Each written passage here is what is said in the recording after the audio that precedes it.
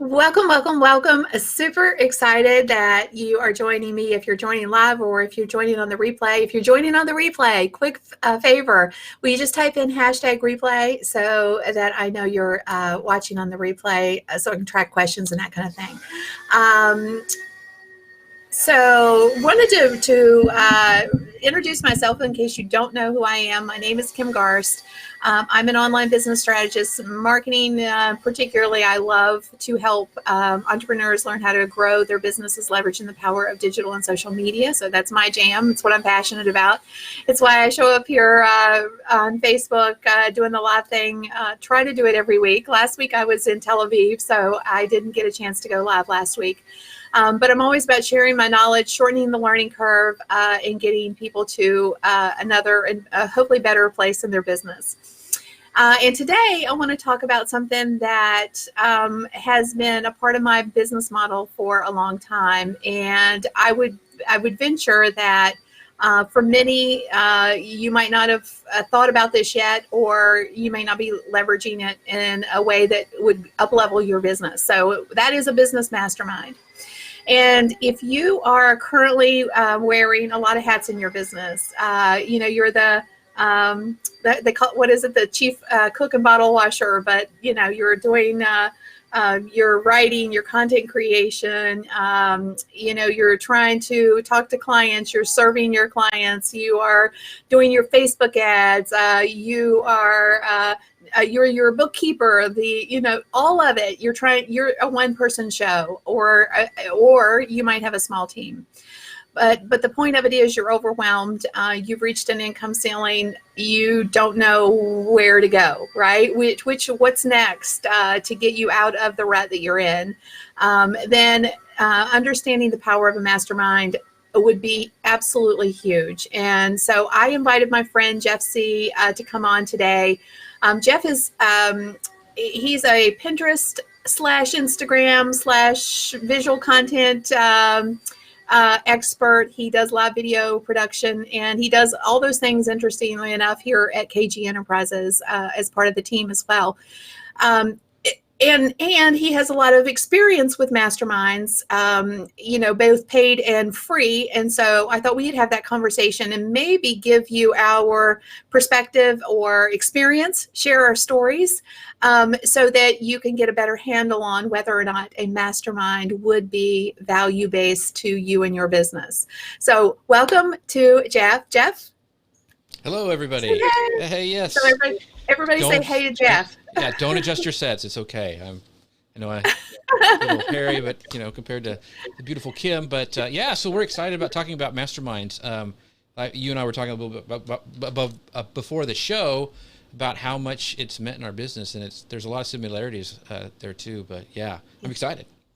I am too. It's funny because when you said that, I was like, you have these flashbacks, and you're like, you're right. Like if I went back to the places that were a pivot in my business, they all revolved around the masterminds that I've been in. So first, I'd like to talk a little bit because I feel like we need to set the stage for what in the world is a mastermind anyway. There's a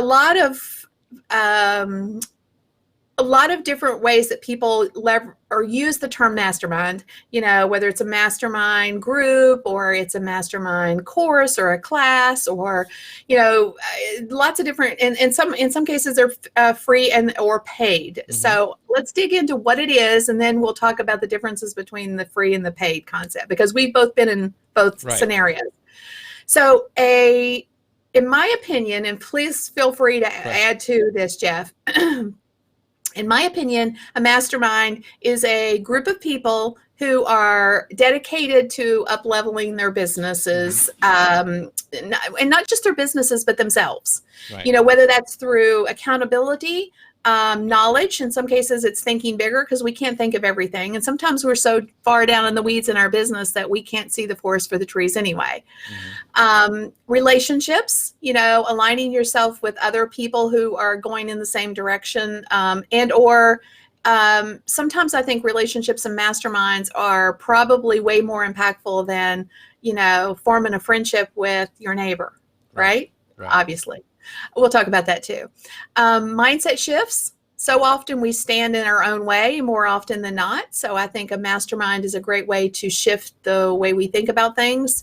And I think one of the biggest value adds, and we talked about this before the show even, is the fact that you're not alone. It's Right. lonely today. And then I think, another value add for masterminds is access to a guide, access to Right. somebody else who is maybe where you want to be, or who has at least been down the road, a little further down the road than where you are. So having access to direct access to their brain, or, whatever it is, I think there's value in that too.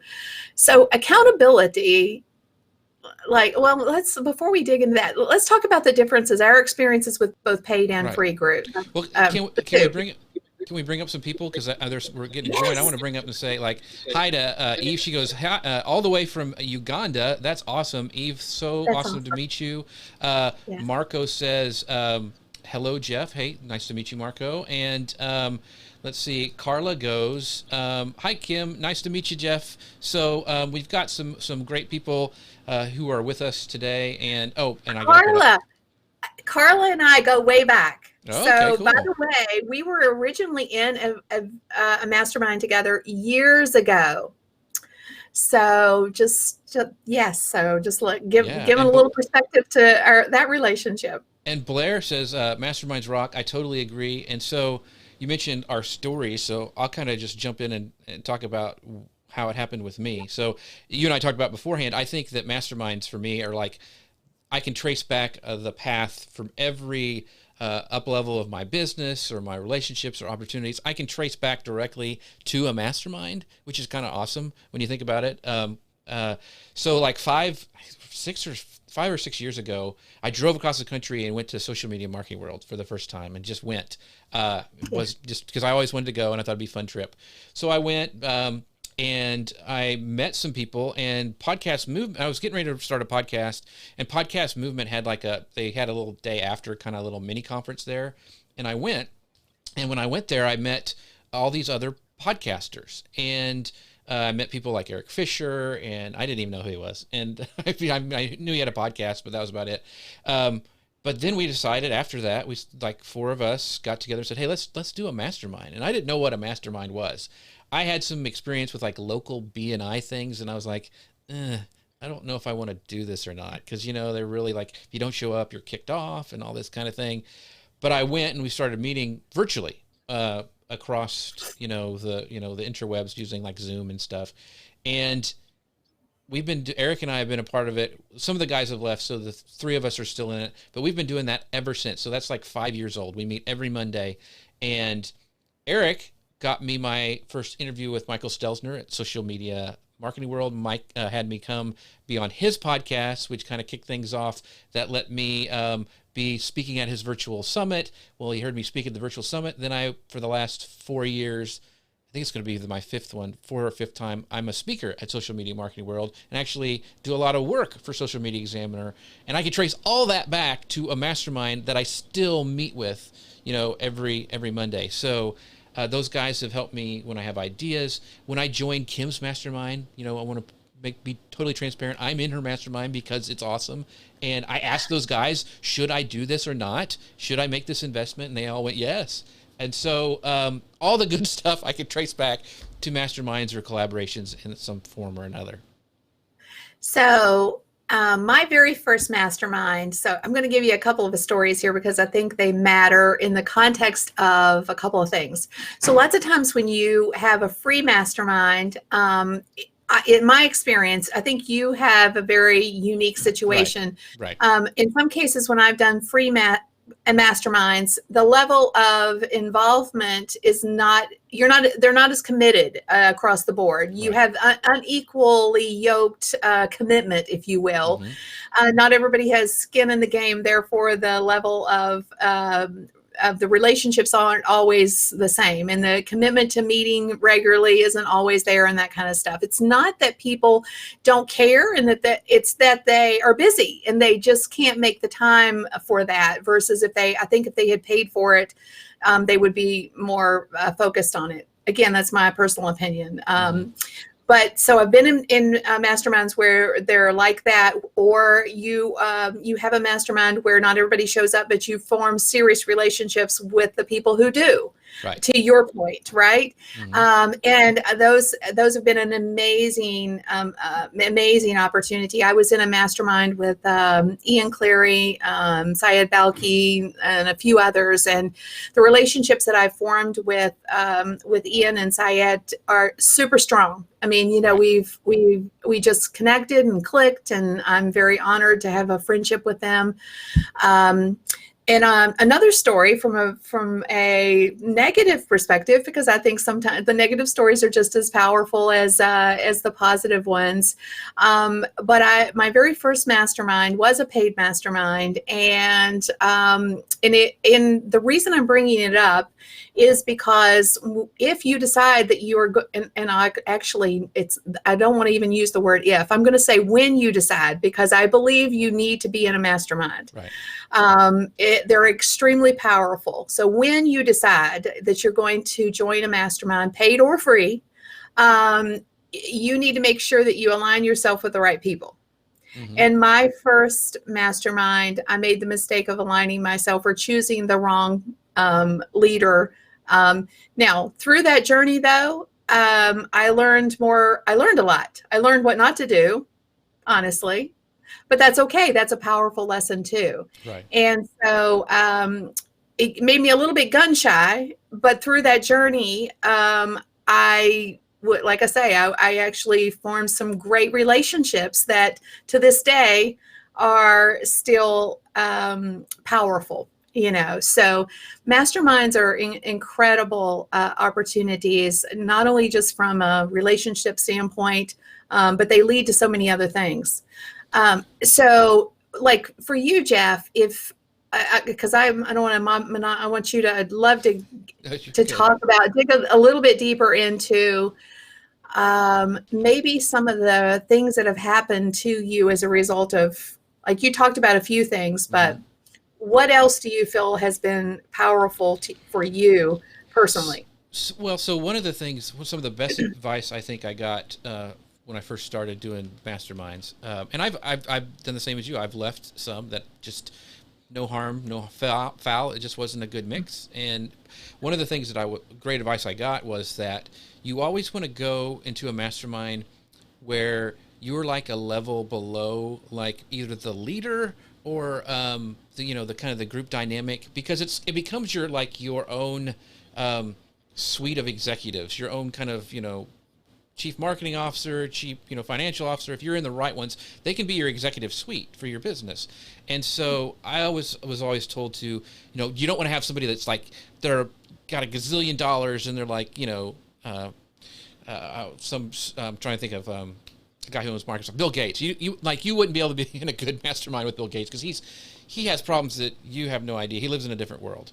But you want somebody who will stretch you, who will take you to the next level, who's been there and maybe gone through the struggles and have like a solution that can fit your business. And so that was some great advice for me. And one of the things that I learned when I went to your mastermind, so it was an investment and it stretched me. But the reason I went to you, and there's a lot of great paid masterminds out there, mm-hmm. but I had followed you through the years and I had seen how you had done things. I saw how transparent you were.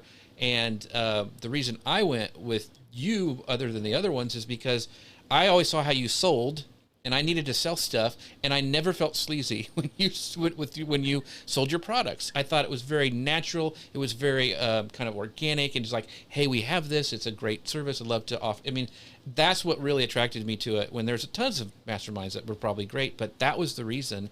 And you were at the level that I wanted to be at. And so it made sense for me. So I think that was a great advice. And I think it was probably my other mastermind who, when we talked it through, what we're looking for, what do we like about it. And those guys have pointed me, they've given me marketing advice. They've helped me, connect with people. And so that was probably the best advice they ever had given me. So.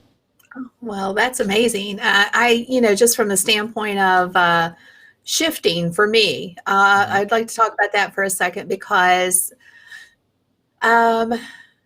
when I got to a place in my one of my previous, well, my last business, Boom Social, where I had built this pretty successful business, but I was trading time for money. You know, I was going after, you know, the bigger brands, and I have been, you know, blessed to have worked with like Microsoft and IBM and some major names, like, you know, oh, somebody's going to join us. uh, so, so from that perspective, one could say that's great, but I got so burnt out and I couldn't scale my time. You know, and I'd reached an income ceiling and I was like, okay, there's got to be a different dynamic here. There's got to be a different way to generate revenue in this online space. And because I had been in the social, you know, doing the social media stuff, it was more about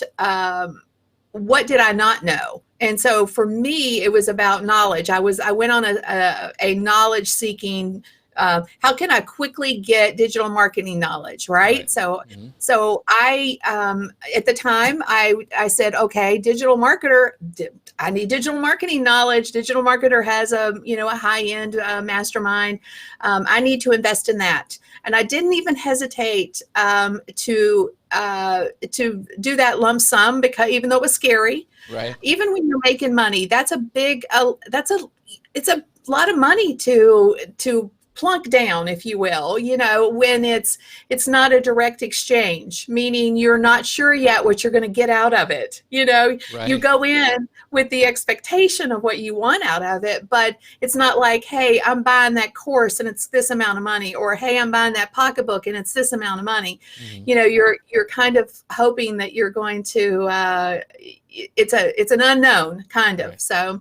So for me, it was like, okay, I need this knowledge. I'm going to go get it. But the result of that was so much bigger. You know, not only did I get the knowledge that is now allows me to be what I would call a hybrid marketer, because now I have both sides of the fence. I have the social side, and then I have the digital side as well.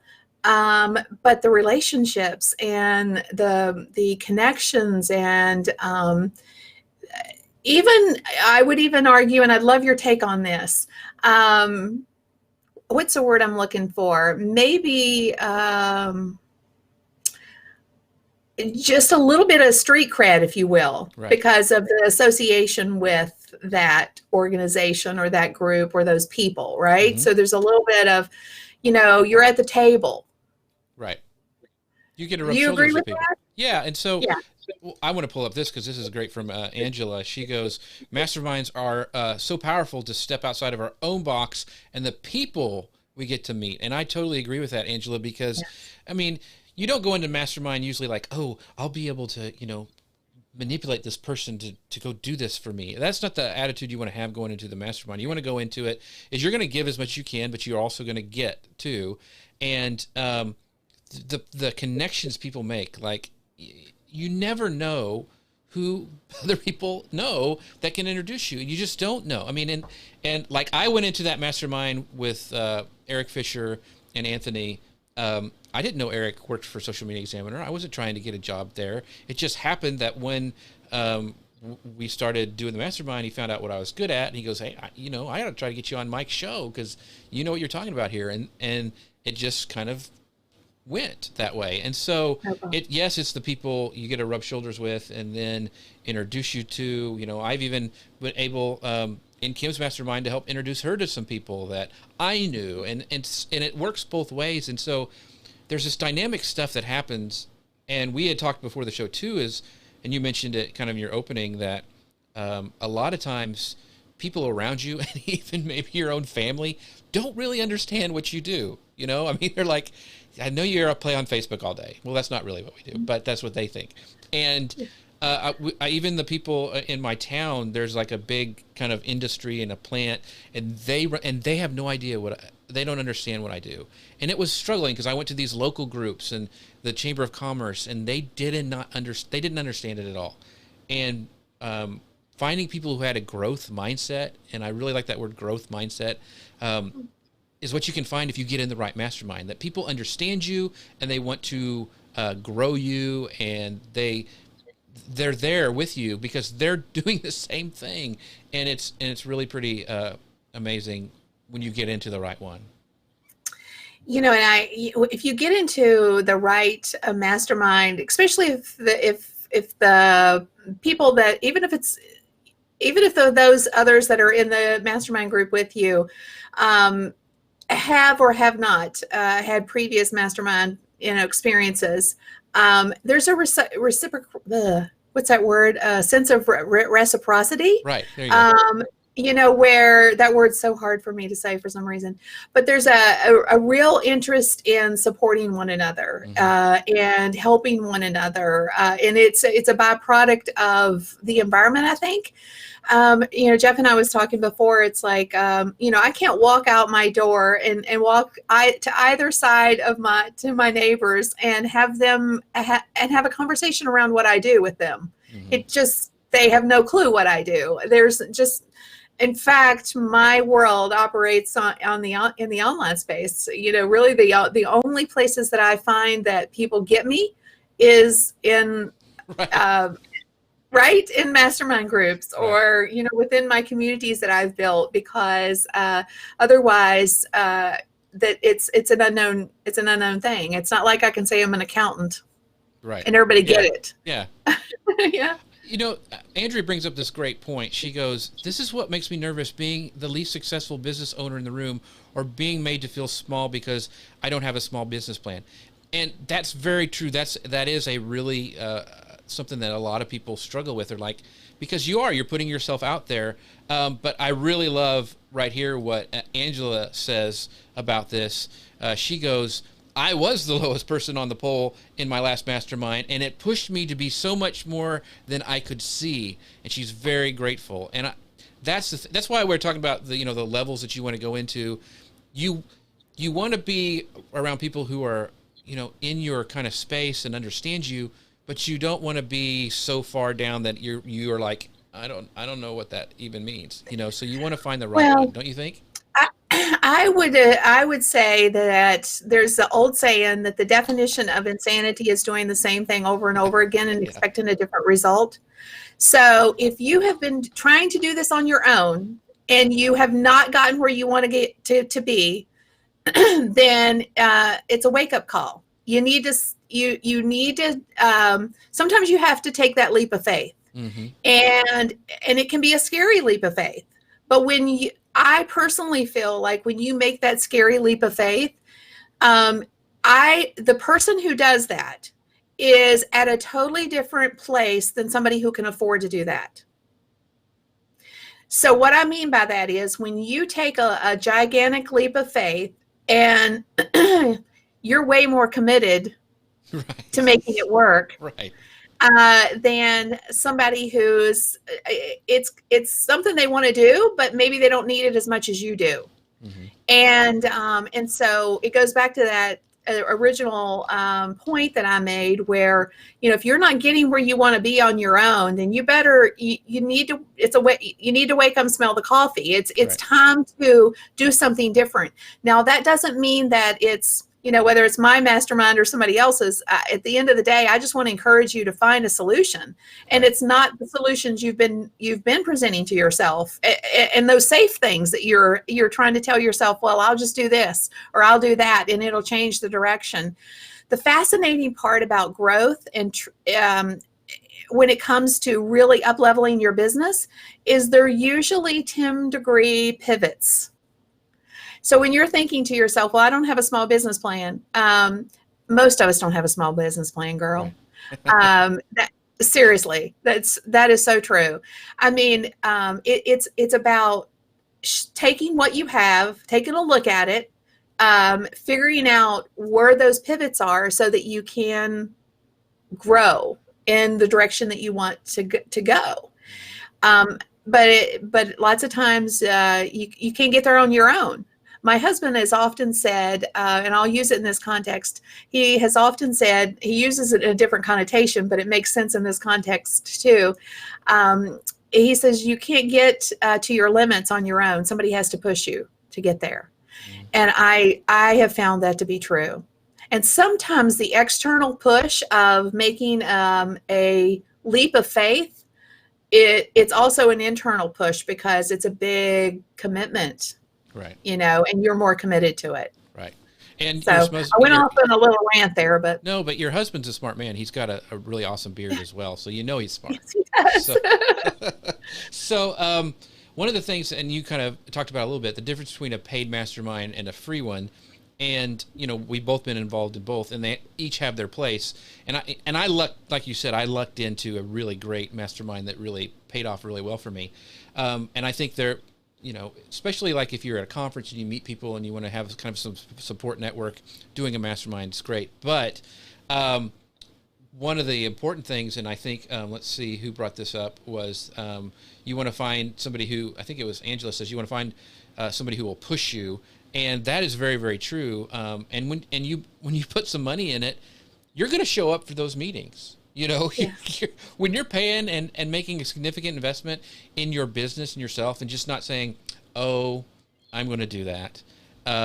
When you're paying money for it, there is something that happens. I mean, I had been saying for years that I had been wanting to start doing these little courses.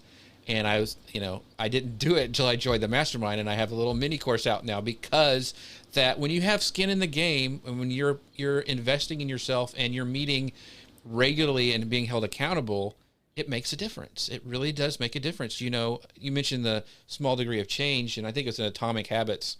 The guy said, if an airplane's just off by 1 degree, they're going to end up in a different destination than when they started. And that's what I wanted for my business. I didn't want to keep going the same direction.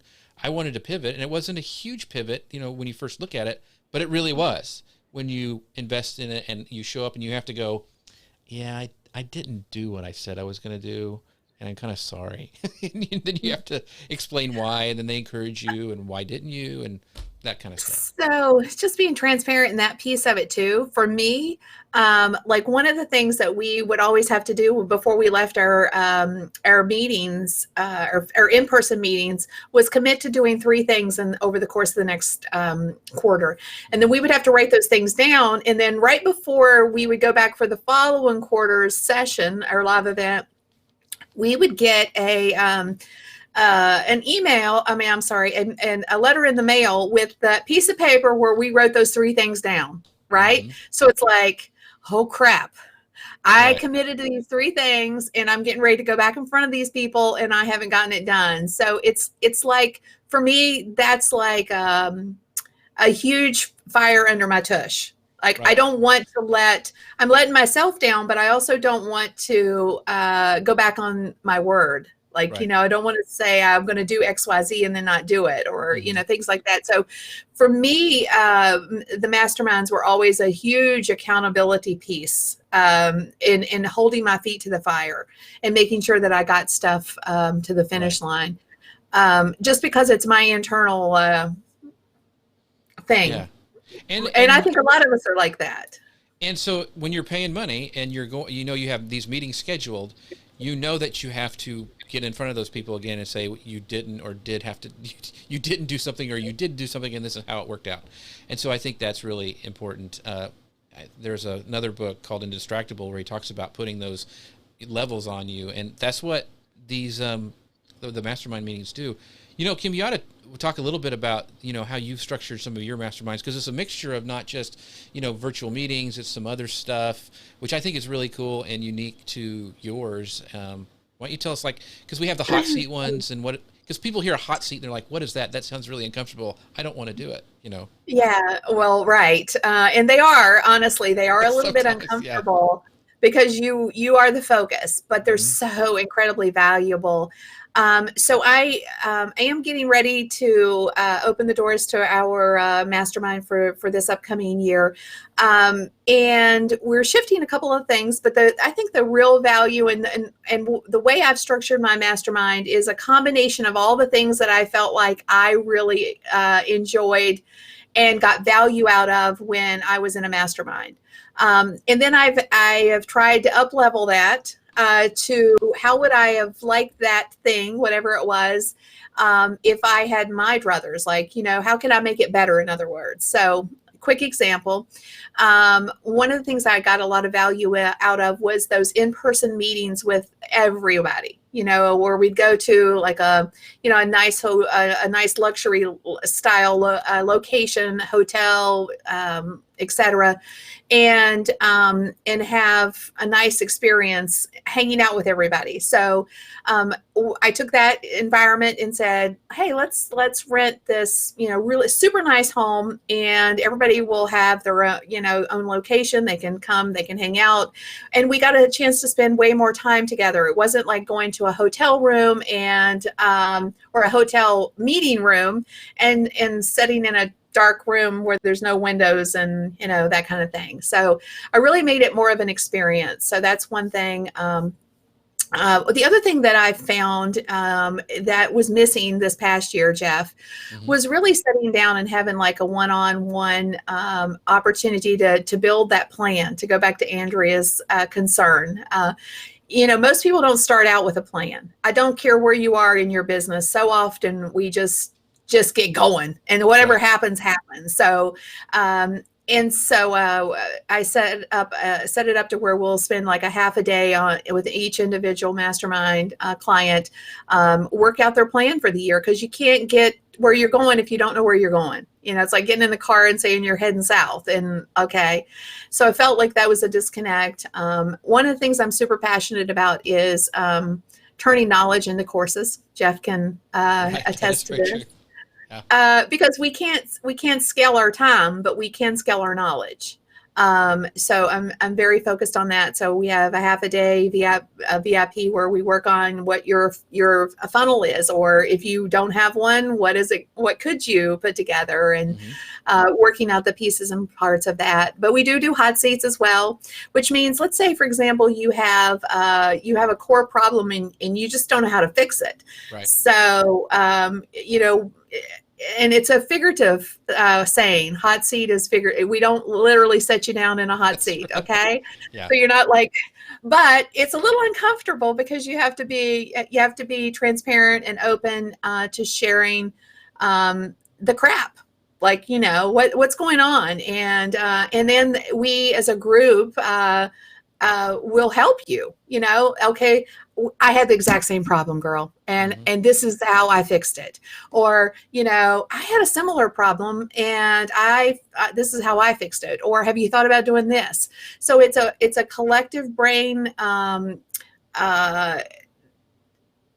collection, so that we can support you, raise you up, and get you out of the mess, whatever the mess is that you have. And I think something important to talk about a little bit, Kim, is like, what happens in the mastermind stays in the mastermind, because there is, when you're especially doing the hot seat stuff, there is this thing where you're being very vulnerable. You're talking about your business.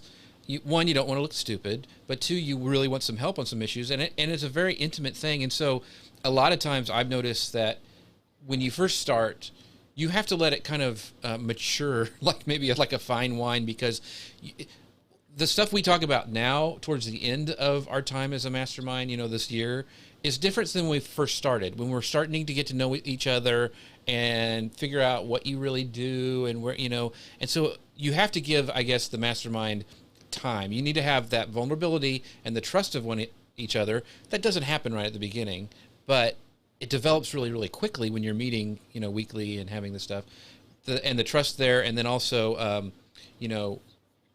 being able to trust those people and getting some really great advice back, I guess. Well, one of the things that Jeff talked about earlier was the fact that maybe you don't want to be in Bill Gates's mastermind, right? Or in a group with Bill Gates, because his problems are totally different than yours. But what I have found is they're exactly the same problems. They're just bigger. Exactly. So if you think you are the only one who has this problem, you're wrong. We all struggle with exactly the same things. In one of my previous masterminds, there were literally billionaires in the room, and they had some of the same problems that I had, except theirs were scaled at a larger, they had a larger problem with it on a scale ratio than I did, but it was exactly the same problem. Let's say, I'll give you a quick example, finding good people. That was a big problem for everybody. How do you find good people to bring onto your team? Okay, so maybe I'm looking to hire one person and they're looking to hire, 50, a kind of thing.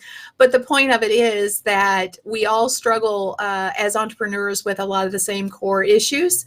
It's just scaling, everybody's, their problems are scaled up from where yours are versus, trying to get to a place where an understanding, let me restate that, you have to get to an understanding where you realize you're not alone, and that when you think you are the only person with that problem, I promise you, you're not the only person. Right. And what's fascinating, to go back to Jeff's comments about the vulnerability, sometimes through the process of talking it out and having the conversation and being open to having the conversation, the outcome can take you down a road that is 180 from where you were. Mm-hmm. It's a fascinating dynamic. Sometimes saying it out loud, sometimes digging into it, sometimes looking at it without your rose-colored glasses on. Right. Takes you, brings you to a very real place, and it can give you a lot of perspective. So let me give an example of that happened to me in the mastermind. So our friend Dana, one of the times she said, when we were talking, I was doing some live video, and she goes, Jeff, you do a really great job of explaining things in an easy to understand and not controversial or combative manner, like teaching stuff. And I said, really? And so we talked about some more, and that gave me some ideas for training and some products and even speaking more. And so I think one of the greatest thing a mastermind can do is you can ask questions like, what do you think my superpower is? I mean, what am I, because we get blinded, like we think we go down this certain path and that there's, we see a way forward and that's the way we should do. And that's what everyone's told it, and it may be somebody else going, you're really good at this, or, you really have a skill at this. And have you thought about maybe speaking more, or have you thought about maybe doing a course on this, because you just explained it really well. And so that has been like invaluable for me, is to have things I never even thought of brought to the light. And I'm like, oh man, I do kind of like doing that. I'm going to give that a try. So I just, that was something from our mastermind I wanted to share, because of things that are brought up as you're going through and explaining your business and just living kind of life and networking with each other. They bring up stuff that is, you get all these great ideas, and so much more opportunities happen because of that. Yeah, and I think anytime you put great minds together, something amazing comes out on the other side. When lots of times we're so focused in on our own businesses, and I would even argue the weeds of our businesses, because we get so far down in things that we can't work on it instead of in it. So I think that association with other people raises it. It's, what is the saying about the boat? Right. I know I can't think of it either. Oh, but yeah, this is a great thing from April. I want to pull this up. She says this. She goes, masterminds are so important because it's better to be a we versus a me.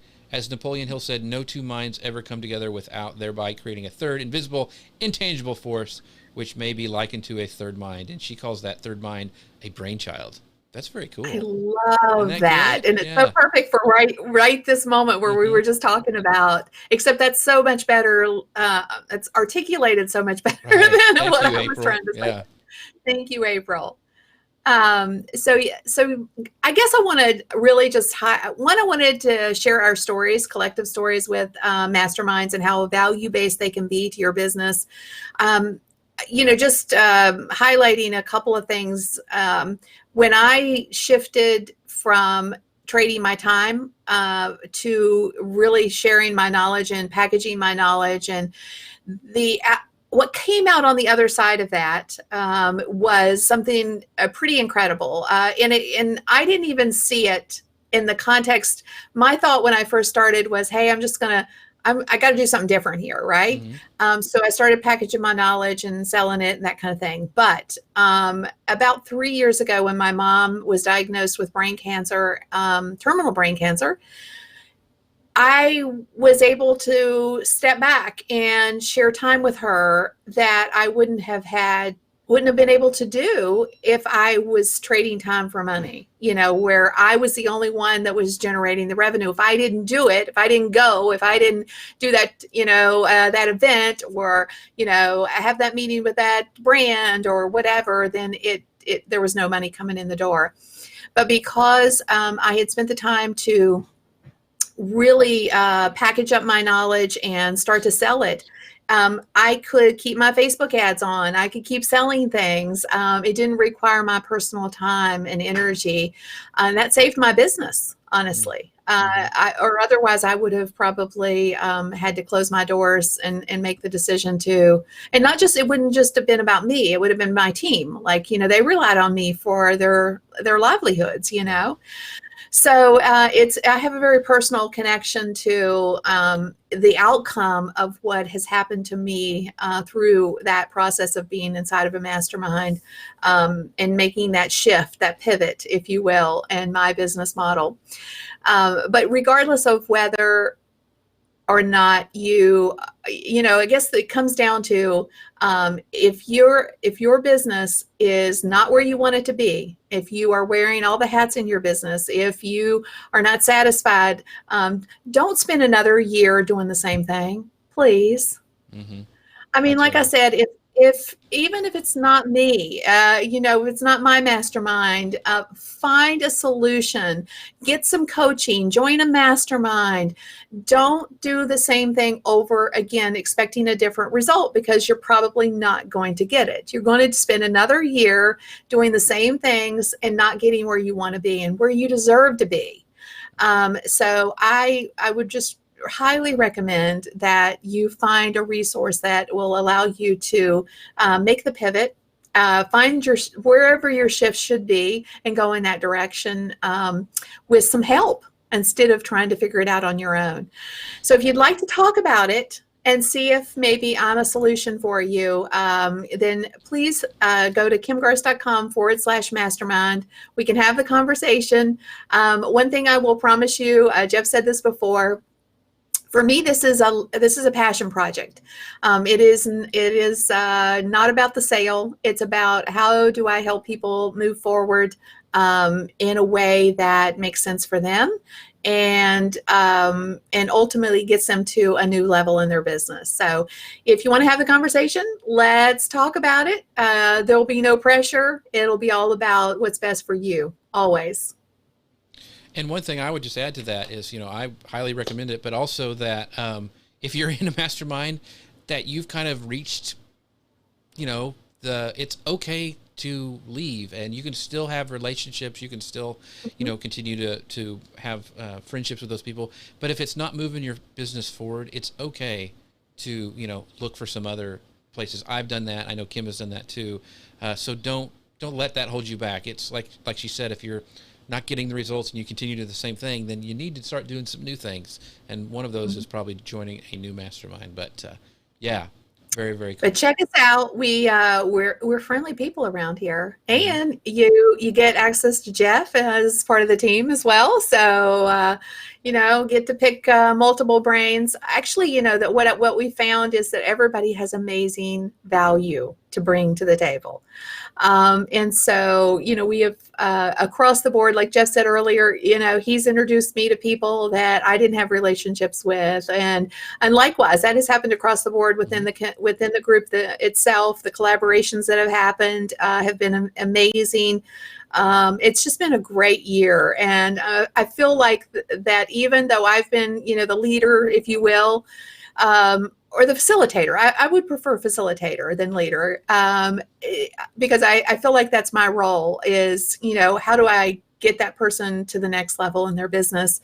That I have formed lifetime friendships with those that have been with me this year. So I'm excited about those relationships and seeing where they go. Some are sticking with me again for another year, which is a wonderful thing. But, just having that original touch point and then watching, I can't wait to see what they do, moving forward. Where are they going to go? And what impact will they make in the world? So, All right. Well, I appreciate you for spending time with me today. I hope you've got some value out of it. And I just want to close with this again. This is kind of like a beg, okay? Um, please find a solution so that you don't stay stuck, okay? It's not about me, it's about you. And if I'm a solution, great. If I'm not, there is a solution for you somewhere. You just need to find it. Don't do the same thing over and over again and expect a different result. Find a solution, get yourself to the next level in your business, because it's not just about, you, it's about the impact that you bring to the world, and the world needs you. So let's talk if you think I'm a solution. If not, go find it. Exactly. All right. Thanks, Jeff, for joining me today. Well, thanks for having me. Thanks, everybody, for your great comments, and Yeah. see you guys later. Bye. Take care. God bless.